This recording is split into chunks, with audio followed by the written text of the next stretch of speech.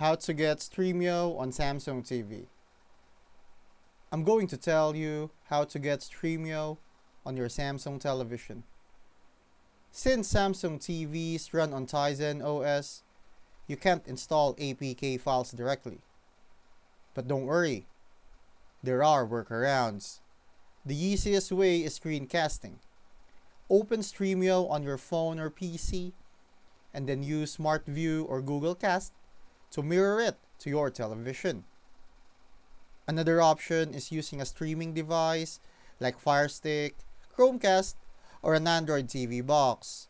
Just install Stremio there and then connect it to your television. If you're using Chromecast, open Stremio on your phone, tap the cast icon, and choose your TV. Unfortunately, there's no official Stremio app for Samsung televisions, so these are the best ways to watch.